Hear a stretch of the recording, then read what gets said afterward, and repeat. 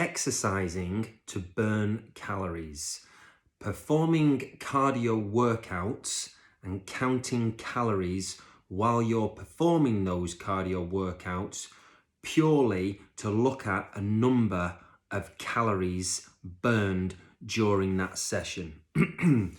Now, there's nothing I find more infuriating. I don't see it anymore because I don't work out of a big gym chain anymore. But you go to any kind of big gym chain, all right, that has loads of these machines up there, these cardio machines, treadmills, exercise bikes, and all this, all usually kind of grouped together in some kind of iRobot, Star Wars, sickly kind of soulless sort of environment. Now, you get a type of person that's on these, treadmill walkers that hang on are an example, that are purely looking at this calorie number that's getting burnt. I've got to go on there and I've got to burn this amount of calories and then I'll feel good about myself, Little do you know that it's likely to just make you hungry and you go off and just eat them straight back again anyway. Now, at the weekend, something kind of interesting happened when I did a Zwift race on my watt bike. So I entered this race. It was a 45-mile race, and so did Catherine. Catherine entered this race, right? And we compared stats at the end of this race. Now, it was a long way for her. She's not ridden this long on an exercise bike before, right? And it took her 2 hours and 55 minutes to complete this exercise session, right? Now it took me 2 hours and 7 minutes, okay? It was 3 laps of a course, and I actually lapped her at the end of lap 2. So I'm kind of virtually going twice as fast here, right? So it took me 2 hours and 4 minutes, and it took her 2 hours and 55 minutes. So she's been going longer than me, all right? 51 minutes longer than me in this exercise bike, watt bike race, okay? Both covered exactly the same distance, and I'll put the pictures up in a separate post. You'll see. One's in, hers is in miles, mine's in kilometers, but it's the same distance. Now, total number of, and we link this to heart rate monitors as well, so it's got quite an accurate idea of how many calories you're expending. Now, she's got through 1,114 calories in 2 hours and 55 minutes. I've got through 1,910 calories in 2 hours, 4 minutes, okay? So she's been going 51 minutes longer than me and burnt 906 calories less than I have. Now, granted, I am a bigger beast, okay? So I'm going to burn more energy just by simply being alive and having more muscle mass and so on, okay?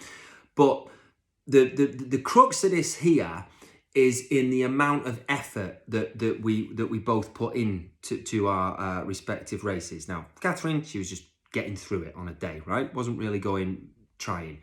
Me, I was eyeballs out, right? I wanted to go as hard as I possibly could, and it was kind of quite, I'll remember this race for a while because I really was nose to the ground, just like hammering this out, like full gas. I was in a mess at the end of this, okay? So it's about the intensity that you put into your session.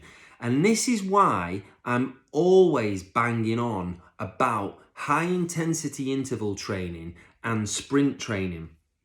So you can see from these stats when I put them up in a separate photo on my Instagram, if you're watching this on YouTube, but it's on my Instagram at PT Pulsey. You can see these photographs that will that describe the difference. So the more absolute effort you put into a shorter time frame, the more energy that you're going to expend. So this is when you hear people kind of say like, I go on the rower for 20 minutes, I go on the bike for 10 minutes. I mean, this go on. What is go on? What does it actually mean?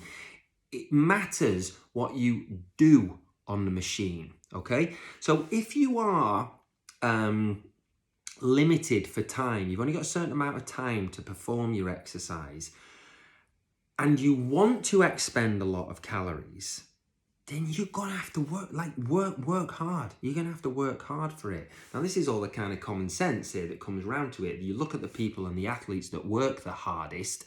You know, you might look at 400-meter track runners, cyclists, swimmers that working for shorter periods of time, not necessarily 30 minutes and above, depends on training variables. But the hard efforts that you put in, the bigger the energy you are going to expend. You know, think about, I sometimes give the comparison to like the dragsters. You know, the dragsters, the whoosh down the quarter mile that gets slowed down by a parachute. Wham, like, whoa, do they go fast, all right?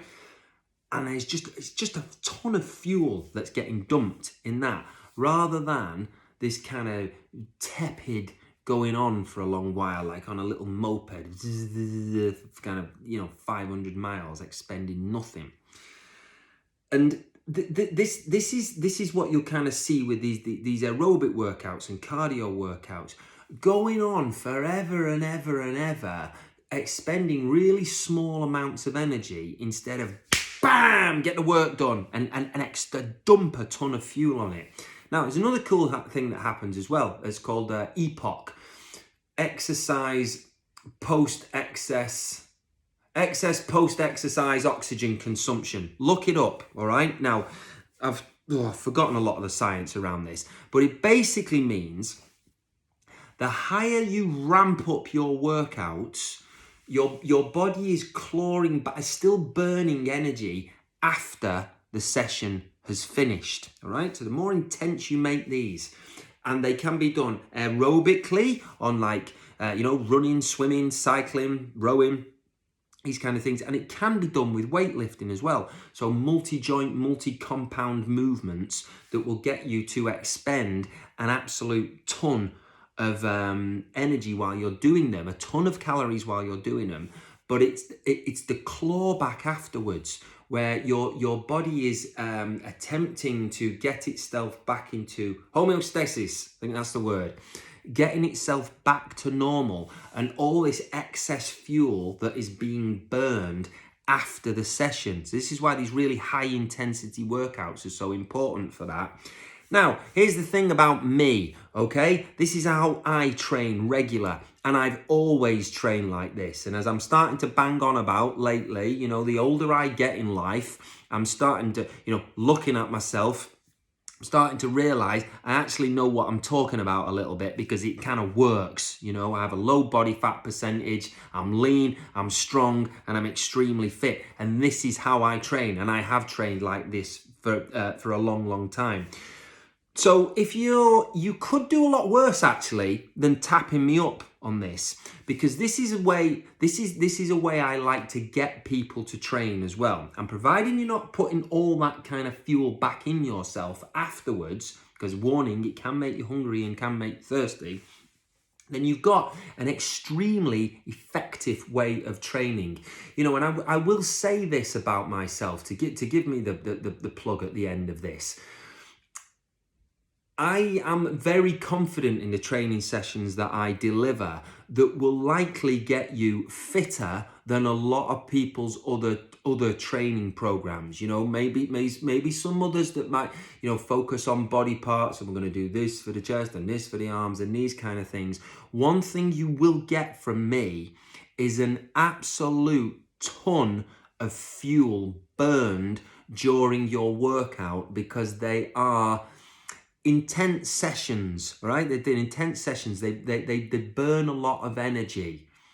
Don't be frightened if that puts you off initially about coming to them, because we need to get you into a state to be able to burn that type of energy, okay? But you could do a lot worse than tapping me up. So, summary to it, okay? If you are concerned with burning a ton of calories during your workout, that is your focus. You gotta go hard. You got to work hard, either going as hard as you can for a period of time, or you break it down into intervals, which is periods of hard work and then recovery, so that you really start to redline it up in the work periods and back off afterwards. And not only will you do a ton of energy during that session, you will burn back, you will burn more as you are clawing back to get into a normal state afterwards. Okay? I hope that was useful and I didn't go on too long. Peace and love. Take it easy.